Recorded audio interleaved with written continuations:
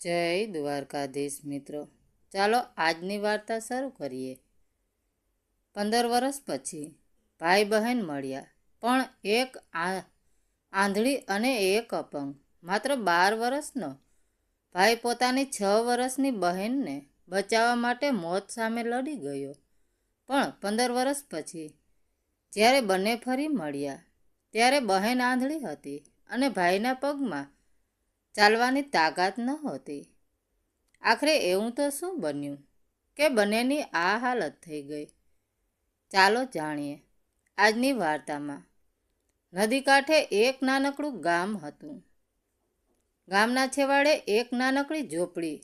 આ ઝૂંપડીમાં બે ભાઈ બહેન રહેતા હતા। ભાઈનું નામ કાનજી અને એની નાનકડી બહેનનું નામ ગોપી। કાનજી હજુ તોમાન 12 વર્ષનો હતો અને ગોપી તો સાવ નાની 6 જ વર્ષની। દુનિયામાં આ બે ભાઈ બહેન સિવાય એમનું કોઈ સગું નહોતું।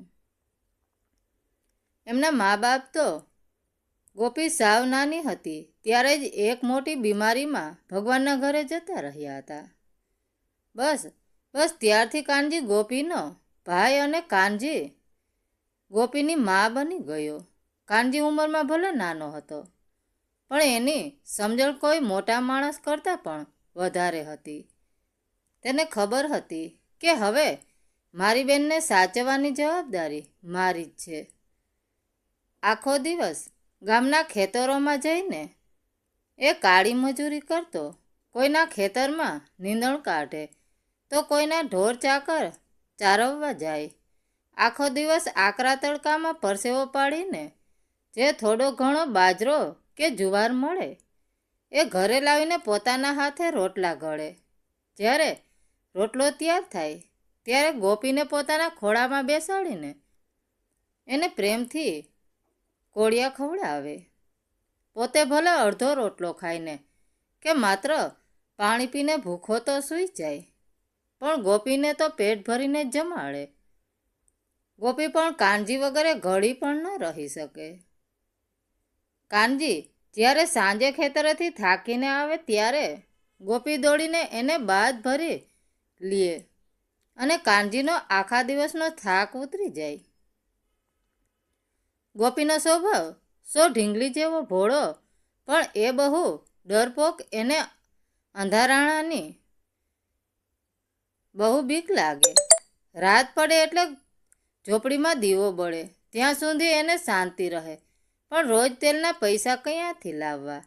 એટલે જેવો દીવો ઓલવાય તે તરત જ અંધારામાં એ કાનજીની ગોદમાં લપાઈ જાય। એમાંય જો ચોમાસાનો સમય હોય અને આકાશમાં વાદળો ઘેરાય, વીજળીના કડાકા થાય તો ગોપી તો બીકના માર્યા ફફડવા જ માંડે। એ પોતાના બંને હાથ વડે પોતાના કાન બંધ કરી દે અને આંખો મીચીને રડવા લાગે। આવા સમયે કાનજી એને બહુ પ્રેમથી સાચવે। એ ગોપીને પોતાના ખોળામાં બેસાડે, એના માથે વહાલથી હાથ ફેરવે અને એનો ડર ભગાડવા માટે એક મીઠું હાલરડું ગાય। કાનજીનો અવાજ બહુ મીઠો હતો। કાનજીનો અવાજ અને હાલરડું સાંભળીને ગોપીનું બધું ડર ક્યાંક ગાયબ થઈ જતો। એને લાગતું કે દુનિયાની સૌથી સુરક્ષિત જગ્યા એના ભાઈનો ખોળો જ છે। એ ધીમે ધીમે કાનજીના ખોળામાં જ ઘસઘસાટ ઊંઘી જતી। કાનજી આખી રાત જાગીને પોતાની બહેનનું ધ્યાન રાખતો। એને મનમાં સતત એમ જ થતું કે દુનિયામાં મારી ગોપીને કોઈ દિવસ દુઃખ ના પડવા દઉં, ભલે એના માટે મારે મારો જીવ પણ કેમ ન આપવો પડે। આમને આમ દિવસો હસતા રમતા પસાર થતા હતા, પણ કહેવાય છે ને કે ગરીબના નસીબમાં સુખના દિવસો બહુ જલ્દી વીતી જાય છે અને દુઃખ અચાનક મહેમાન બની આવી જાય છે। એક દિવસ ચોમાસાની ઋતુ હતી। આખો દિવસ ઉકળાટ અને ગરમી હતી। સાંજ પડતા તો આકાશમાં કાળા દિબાંગ વાદળો એવા તો ઘેરાવા લાગ્યા કે જાણે આકાશે કોઈ કાળો કામો ઓઢી લીધો હોય.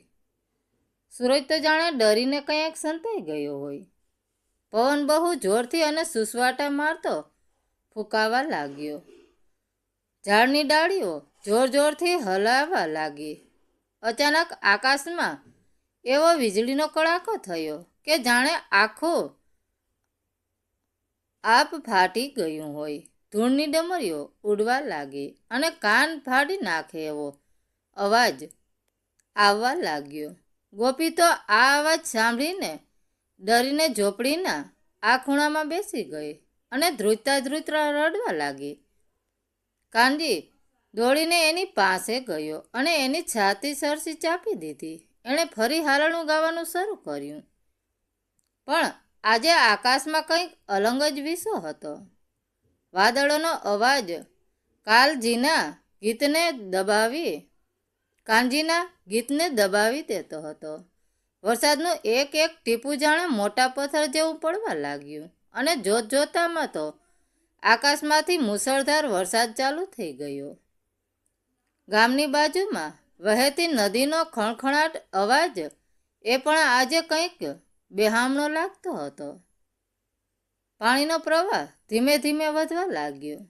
કાનજી પોતાની બહેનને વળગીને બેઠો હતો, પણ એના મનમાં એક અજાણ્યાનો ડર બેસી ગયો હતો. વરસાદ તો જાણે આજે રોકાવાનું નામ જ નહોતો લેતો. આકાશમાંથી પાણી નહોતું પડતું, પણ જાણે કોઈ મોટો કહેર વરસી રહ્યો હોય. રાતના 12 વાગ્યા હશે. અંધારું એવું કાળું દિબાહે કે હાથ લંબાવીએ તો પોતાનો હાથ પણ ન દેખાય. નદીમાં પાણી ગાંડા ધૂળ ખ્યાતા અચાનક એક ડરામણો અવાજ આવ્યો અને નદીના પાણીએ ગામમાં ઘૂસવાનું શરૂ કર્યું. કાનજી અને ગોપીની ઝૂંપડી તો સાવ નદીના કાંઠે જ હતી. પાણી સૌથી પહેલાં એમના ઘરમાં જ ઘૂસી ગયું. માટીની ઝૂંપડી ધીમે ધીમે પીગળવા લાગી. નીચે પાથરેલા ગોદડા પણ પાણીમાં તરવા લાગ્યા. ગોપી તો ડરના માર્યા જોર જોરથી રડવા લાગી કે ભાઈ, મને બહુ બીક લાગે છે. આ પાણી ક્યાંથી આવ્યું? ભાઈ, મને બચાવ, કારણ કે સમજી ગયો કે જો હવે એક પણ માટે પણ અહીંયા રહીશું તો બંને પાણીમાં ડૂબીને મરી જઈશું. એણે તરત જ ગોપીને હિંમત આપતા કહ્યું કે ગોપી, મારી બહેન, તું જરાય ગભરાતી નહીં. તારો ભાઈ હજુ જીવતો છે. તું મારી પીઠ ઉપર બેસી જા અને મને મજબૂત રીતે પકડી લે. ગમે એ થાય, મને છોડતી નહીં. ગોપી તરત જ કાનજીની પીઠ ઉપર બેસી ગઈ અને પોતાના બંને હાથોથી કાનજીના ગળાને જોરથી પકડી લીધું. કાનજીએ ઝૂંપડીમાંથી બહાર નીકળીને પાણીમાં ચાલવાનું શરૂ કર્યું. પાણી ઘૂંટણ સુધી પહોંચી ગયું હતું. પાણી બરફ જેવું ઠંડુ હતું અને પ્રવાહ એટલો બધો ફાસ્ટ હતો કે કાનજીના પગ વારંવાર લથડિયા ખાતા હતા. રસ્તામાં મોટા મોટા લાકડા, કાંટા અને કચરો પાણીમાં તણાઈને આવતો હતો કે કાનજીના પગમાં વાગતો હતો. પગમાંથી લોહી નીકળતું હતું, પણ કાનજી હિંમત ના હારી. એને એના શરીરના દુઃખની કોઈ પરવા નહોતી. એનું બધું ધ્યાન પોતાની પીઠ ઉપર બેઠેલી એની બેન ગોપીને બચાવવામાં હતું. ગામને પાદરે એક મોટો વડલો હતો. કાનજી પાણીના ધસમસતા પ્રવાહનો સામનો કરતો કરતો એ વડલા પાસે પહોંચ્યો. પાણી હવે એની છાતી સુધી પહોંચી ગયું હતું. સમય બહુ ઓછો હતો. કાનજીએ પૂરી તાકાત લગાવીને વડલાની એક મોટી ડાળી પકડી લીધી. એણે પહેલા ગોપીને ઊંચી કરીને એ ડાળી ઉપર બેસાડી દીધી. ગોપી ડરથી ધ્રુજતી, એની આંખોમાંથી આંસુ વહેતા હતા કે ભાઈ, તું પણ જલ્દી ઉપર આવી જા, મને એકલી બીક લાગે છે. કાનજીએ પોતાના પેરણનો ટુકડો ફગાવ્યો અને ગોપીની કમરને દાળી સાથે બાંધી દીધી, જેથી એ પાણીમાં ન પડી જાય. કાનજીએ ગોપીના માથે હાથ ફેરવીને કહ્યું, મારી ઢીંગલી, તું બરાબર દાળી પકડી રાખજે. હું હમણાં જ ઉપર આવું છું. પણ ભગવાનને કદાચ કંઈક બીજું જ મંજૂર હતું.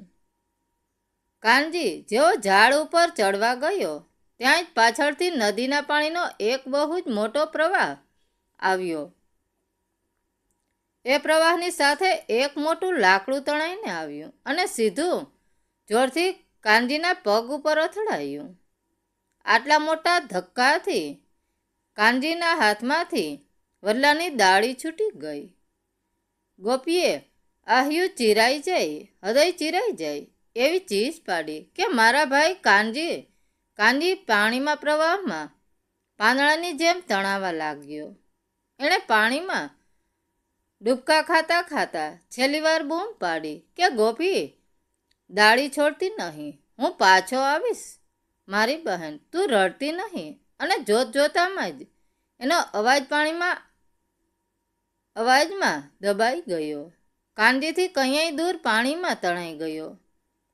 જાને ડાળી ઉપર બેઠેલી ગોપી અંધારી રાતમાં કડાકા મારતી વીજળી અને વરસાદ વચ્ચે ભાઈ પાછો આવે એવી બૂમો પાડતી રહી. પણ હવે એનો અવાજ સાંભળવાવાળું ત્યાં કોઈ ન હતું. એના જીવનનો એકમાત્ર સહારો એની મા અને બાપ સમાન એનો ભાઈ એની નજર સામે જ કાયમ માટે વિખીટો પડી ગયો હતો. ગોપી માટે હવે આખી દુનિયા સાવ સૂની થઈ ગઈ હતી. વિહામણી રાત પૂરી થઈ અને સવાર પડી. વરસાદ હવે થંભી ગયો હતો. નદીના પાણી પણ ધીમે ધીમે ઓસરી રહ્યા હતા. ગામના કેટલાક લોકો પોતાના ઘરનો વેરવિખેર થયેલો સામાન ગોતવા માટે બહાર નીકળ્યા હતા. ગામના પાદરે પહેલા વડલા પાસે પહોંચ્યા ત્યારે એમણે ઉપર દાળી ઉપરથી કોઈના રડવાનો ધીમો ધીમો અવાજ સાંભળ્યો. એમણે ઊંચું જોયું તો નાનકડી ગોપી કપડાથી બાંધેલી હાલતમાં ડાળી ઉપર બેભાન જેવી પડી હતી. આખી રાત મુસળધાર વરસાદમાં પલળવાથી અને પોતાના ભાઈના વિયોગના ડરથી એનું શરીર તાવથી શેકાઈ ગયું હતું. ગામના એક માજી ગોપીને ઉતારીને પોતાના ઘરે લઈ ગયા. 2 દિવસ પછી જ્યારે ગોપીને ભાન આવ્યું ત્યારે એણે આંખો ખોલી અને સૌથી પહેલા બૂમ પાડી કે મારો ભાઈ કાનજી, તું કયાં છે? મને બીક લાગે છે. પણ કાનજી ત્યાં કયાંથી હોય? માજીને બહુ સમજાવી પણ ગોપી કોઈની વાત સાંભળવા તૈયાર જ નહોતી. એ તો બસ રાત દિવસ રડ્યા જ કરતી. ખાવાનું તો એણે છોડી જ દીધું હતું. સતત રડવાના કારણે અને મગજ ઉપર ભારે તાવ ચડી જવાના કારણે ગોપીનો આંખોનું તેજ ધીમે ધીમે ઓછું થવા લાગ્યું. અને એક દિવસ એવો આવ્યો જ્યારે ગોપીની આંખો સામે કાયમ માટે અંધારું છવાઈ ગયું. ગોપી હવે આંધળી થઈ ગઈ હતી. હવે આંધળી ગોપી રોજ લાકડીના ટેકે નદીના કાંઠે જાય. ત્યાં એક પથ્થર ઉપર બેસીને ભાઈએ શીખવેલું હારણું ગાયા કરે. તે ગાતી જાય અને રડતી જાય. એને ખાતરી હતી કે મારો ભાઈ ગમે ત્યાં હશે, એક દિવસ મને ગોતતો જરૂર આવશે. બીજી બાજુ નદીના પ્રવાહમાં તણાયેલો કાનજી ઘણા કિલોમીટર દૂર નીકળી ગયો હતો. પાણીમાં તણાતા એનો જમણો પગ એક મોટા પથ્થર સાથે બહુ જોરથી અથડાયો હતો. પગના હાડકાનો કૂચો બોલી ગયો હતો. કાનજી બેભાન થઈને એ અજાણ્યા ગામના નદીના કિનારે ફેંકાયો. સવારે ત્યાંના કેટલાક માછીમારો એ આ યુવાન છોકરાને જોયો અને એને ઉંચકીને ગામના વેદરાજ પાસે લઈ ગયા. વેદરાજે કાનજીની દવા કરી, પાટાપીટી કરી. કાનજીનો જીવ તો બચી ગયો, પણ પથ્થરોનો ઘાય આ એટલો બધો મોટો હતો કે એનો જમણો પગ કાયમ માટે નકામો થઈ ગયો. કાનજી હવે હંમેશા માટે અપંગ થઈ ગયો હતો. જ્યારે કાનજીને ભાન આવ્યું અને એને ખબર પડી કે પોતે અપંગ થઈ ગયો છે, ત્યારે એક ગોપીના વિચારોથી પોક મૂકીને રડ્યો, અરે મારી ઢીંગલી, એ તો અંધારાથી બહુ બીએ છે. મારા વગર એનું કોણ પાણીના પૂરમાં એનું શું થયું હશે? કાનજી માંડ એક લાકડીના ટેકે ઊભો થયો. એને એક પગે લંગડાતા ચાલવાનું શરૂ કર્યું. વેદરાજે એને રોક્યો કે બેટા, તારો પગ હજુ સાજો નથી, લોહી નીકળે છે, તું આ હાલતમાં ક્યાં જઈશ? પણ કાનજીએ 2 હાથ જોડીને કહ્યું કે બાપા, મારી જીવથી વાલી બેન નદીના પૂરમાં છૂટી ગઈ છે. એ મારા વગર એક કોળિયો પણ નથી ખાતી. જ્યાં સુધી હું એને ન ગોતી લઉં ત્યાં સુધી મને શાંતિ નહીં મળે. ફાટેલા કપડાં, માથા ઉપર વધેલા વાળ અને લાકડીના ટેકે લંગડાતો કાનજી હવે ગામડે ભટકવા લાગ્યો. એને હવે પોતાના શરીરની કોઈ પરવા નહોતી. લોકો પાસે ભીખ માગીને જે રોટલો મળે એ ખાઈ લેતો અને રસ્તામાં જે કોઈ માણસ મળે એને પૂછતો કે ભાઈ, તમે મારી ગોપીને ક્યાંય જોઈ છે? મારી નાનકડી બેન જે મારી વાટ જોતી હશે. આમ કરતાં 15 વર્ષ વીતી ગયા. કાનજીથી હવે ગરીબ અને ભિખારી જેવો દેખાતો હતો, પણ એના હૈયામાં એની બેન માટેનો પ્રેમ અને આશા જરાય ઓછા નહોતા થયા. એની ભટકતી આતરડી ગોપીને જ પોકારતી હતી. જોતામાં 15 વર્ષના વાણા વાઈ ગયા. સમય નદીના પાણીની જેમ વહી ગયો, પણ કાનજી અને ગોપીના હૈયામાં એકબીજા માટેના વિરહની વેદના જરાય ઓછી નહોતી થઈ. કાનજી હવે 27 વર્ષનો યુવાન થઈ ગયો હતો, પણ વર્ષોની રખડપટ્ટી, ભૂખ અને સતત ચિંતાએ એના ચહેરા ઉપર ઘરડા માણસ જેવી કરચલીઓ પાડી દીધી હતી. એના વાળ વિખરાયેલા હતા, કપડાં ફાટી ગયેલા હતા અને હાથમાં એક લાકડી હતી જેના ટેકે એ લંગડાતો ચાલતો હતો. બીજી બાજુ ગોપી પણ હવે 21 વર્ષની બની ગઈ હતી. પહેલા માજીએ એને પોતાની દીકરીની જેમ સાચવી હતી, પણ ગોપીના ચહેરા ઉપર ક્યારેય કોઈએ હાસ્ય નહોતું જોયું. એની આંખોમાં અંધારું હતું, પણ અહીંયામાં આશાનો દીવો બળતો હતો કે મારો ભાઈ મને લેવા આવશે. ગોપી આખો દિવસ ગામના પાદરે શિવ મંદિરના ઓટલે બેસી રહી હતી. એક દિવસ ભટકતો લાકડીના ટેકે લંગડાતો કાનજી એક અજાણ્યા ગામમાં આવી પહોંચ્યો. હકીકતમાં આ એ જ ગામ હતું, પણ પહેલા પૂર પછી ગામનો નકશો બદલાઈ ગયો હતો. લોકોએ નવી જગ્યાએ નવા મકાનો બનાવી લીધા હતા, એટલે કાનજી પોતાનું જ ગામ ઓળખી શક્યો નહીં. થાક, ભૂખ અને સતત ચાલવાના કારણે કાનજીના પગમાં અસહ્ય પીડા થતી હતી. એ મનમાં ડગલા ભરતો ગામના પાદરે આવેલા પેલા શિવ મંદિરના ઓટલે જઈ અને બેઠો. બપોરનો સમય હતો, પણ અચાનક કુદરતે જાણે 15 વર્ષ જૂનું દ્રશ્ય ફરીથી ઊભું કર્યું. ભાઈ, એમ આકાશમાં બદલાવ આવવા લાગ્યો. આકાશમાં કાળા દિબાંગ વાદળો ઘેરાવા લાગ્યા. સૂરજ વાદળોની પાછળ ઢંકાઈ ગયો હતો અને દિવસે રાત જેવું અંધારું છવાઈ ગયું. પવન સુસવાટા મારવા લાગ્યો, ઝાડના પાંદડાઓનો અવાજ આવવા લાગ્યો અને અચાનક ધડામ આકાશમાં એક બહુ મોટો વીજળીનો કડાકો થયો. એ મંદિરના બીજા ખૂણે ઓટલા ઉપર ગોપી બેઠી હતી. વીજળીનો કડાકો સાંભળતા જ એના રોમે રોમમાં 15 વર્ષ જૂનો પેલો પૂરવાળી વિહામણી રાતનો ડર પાછો જાગી ઉઠ્યો. એનું આખું શરીર ધ્રુજવા લાગ્યું. એણે પોતાના બંને હાથોથી પોતાના કાન બંધ કરી લીધા અને બે ગોઠણ વચ્ચે માથું સંતાડીને ડૂસકા ભરવા લાગી. એના મોંમાં દર્દભર્યો અવાજ નીકળવા લાગ્યો કે ભાઈ, ઓ મારા ભાઈ કાનજી, તું ક્યાં છે?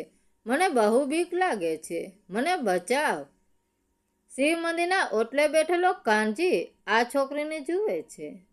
છોકરીએ સાડીનો છેડો માથા ઉપર ઓઢેલો હતો એટલે એનો ચહેરો દેખાતો ન હતો, પણ આ છોકરીને વીજળીથી ડરતી અને ફફડતી જોઈને કાનજીનું હૈયું વહલવાઈ ગયું. એણે તરત જ પોતાની ગોપી યાદ આવી ગઈ.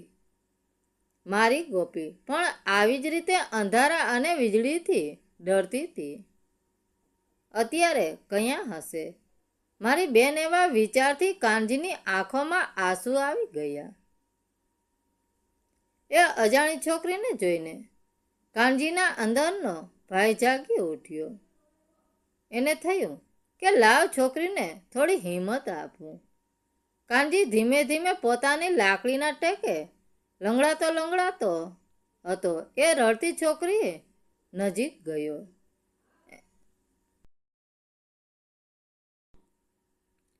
એને હજુ ખબર નહોતી કે કુદરતે એની મંજિલ સુધી પહોંચાડી દીધો છે. આકાશમાં ફરી એકવાર વીજળીનો કડાકો થયો. પેલી છોકરી ડરના માર્યા વધારે જોરથી રડવા લાગી.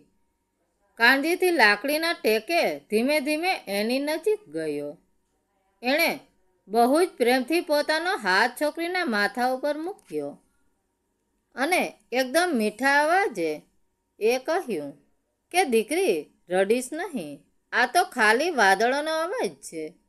હું અહીં બેઠો છું ને, કોઈ વાવાઝોડું તને કાંઈ નહીં કરી શકે. પણ છોકરી તો કોઈ અજાણ્યા માણસનો હાથ અડતા જ વધારે ગભરાઈ ગઈ. એણે રડતા રડતા પાછળ ખસીને કહ્યું, મારાથી દૂર રહો, મને અડતા નહીં. મારો ભાઈ આવશે ને તો એ તમને મારશે. મારો ભાઈ બહુ બહાદુર છે. કાનજીભાઈ નામ સાંભળતા જ કાનજીના પગ નીચેથી જમીન ખસી ગઈ. એનું આખું શરીર ઝરણાથી ઝણઝણી ઉઠ્યું. એના હાથમાંથી લાકડી નીચે પડી ગઈ. એણે તરત જ નીચા નમીને એ છોકરીના માથા ઉપરથી સાડીનો છેડો હળવેકથી હટાવ્યો. ચહેરા ઉપર એ જ ભોળપણ અને એ જ ઢીંગલી જેવો નકશો. પણ આ શું? આ છોકરીની આંખોમાં તો સાવ સફેદ ઝાખમ હતી. એમાં જોવાની કોઈ રોશની જ નહોતી રહી. કાનજીનું હૈયું ફાટી ગયું. એનું ગળું એટલું ભરાઈ આવ્યું કે એના મોંમાંથી એકય શબ્દ નહોતો નીકળતો. ગોપીનો ડર ભગાડવા અને પોતાની ઓળખાણ આપવા માટે એના ગળામાંથી આપોઆપ 15 વર્ષ જૂનું પહેલું હાલરડું નીકળી ગયું. કાનજી ગાવા લાગ્યો. આ હાલરડું કાને પડતા જ ગોપીનું આખું શરીર જાણે પથ્થરની જેમ થંભી ગયું. એ રડતી સો બંધ થઈ ગઈ. એને પોતાના કાન ઉપર વિશ્વાસ નહોતો આવતો. આ ગીત અને આ અવાજ તો આખી દુનિયામાં એક જ માણસ ન હોઈ શકે. ગોપીએ પોતાના બંને હાથ હવામાં લંબાવ્યા અને અંધારામાં ફાંફા મારતા મારતા ધૂપતા અવાજે પૂછ્યું કે ભાઈ કાનજીભાઈ, આ તું છે? મારા વીરા કાનજીએ સીધી ગોપીને બાથ ભરી લીધી. આ મારી ઢીંગલી, આ તારો કાનજી છે. હું તને ગોતી લાવ્યો. મારી બેન, 15 પંથી છૂટા પડેલા બે ભાઈ બહેન આજે મંદિરના ઓટલે એકબીજાને ભેટીને ચોધારા આંસુએ રડી પડ્યા. 15 વર્ષનું દુઃખ, ભૂખ અને એકલતા આજે આ મિલનના આંસુઓમાં ધોવાઈ ગયા હતા. આકાશમાંથી વરસતો વરસાદ પણ આજે એમના મિલનની ખુશીમાં વરસી રહ્યો હતો. ગોપીએ પોતાના બંને હાથ કાનજીના ચહેરા ઉપર ફેરવ્યા. ભાઈ, તું કેવો થઈ ગયો છે? આ તારા વાળ, આ તારો સુકાઈ ગયેલો ચહેરો અને અવાજ ઉપરથી લાગે છે કે તું સો થાકી ગયો છે. ગોપીનો હાથ નીચે ગયો અને એને લાકડીનો સ્પર્શ થયો. એનો હાથ કાનજીના ખંભા પગ ઉપર પડ્યો કે ભાઈ, તારા પગને શું થયું? કાનજીએ હસતા હસતા કહ્યું, અરે ગાંડી, મારો તો ખાલી એક પગ ભાંગ્યો છે, પણ પહેલા કાળમુખો પૂરે તો મારી ઢીંગલીની દુનિયા છીનવી લીધી. તારી આંખોમાં અંધારું કેમ આવી ગયું બેન? ગોપીએ જવાબ આપ્યો, ના ભાઈ, મને હવે કોઈ દુઃખ નથી. મારી દુનિયા તો તું જ છે. આજે જ તું જ મારી આંખો બનજે અને હું તારો પગ બનીશ. હવે આપણે બે એકબીજાનો સહારો બનીશું અને ક્યારેય છૂટા નહીં પડીએ. મંદિરના ઓટલે બેઠેલા અપંગ ભાઈ અને આંધળી બહેનનું મિલન જોઈ અને પહેલા વાદળો પણ સાવ શાંત થઈ ગયા હતા. કડાકા મારતી વીજળી પણ હવે જાણે આશીર્વાદ આપતી હોય એમ ધીમી પડી ગઈ હતી. આખી દુનિયાએ જોઈ લીધી કે કુદરત ગમે તેટલી કઠોર કેમ ન થાય. પૂર કે વાવાઝોડા ગમે એટલા ડરામણા કેમ ન હોય, પણ સાચા પ્રેમ અને ભાઈ બહેનના સંબંધને ક્યારેય હરાવી શકતા નથી. મિત્રો, જો આ વાર્તા તમને ગમી હોય તો વિડીયોને લાઈક કરજો અને કોમેન્ટમાં જય દ્વારકાધીશ મિત્રો જરૂર લખજો.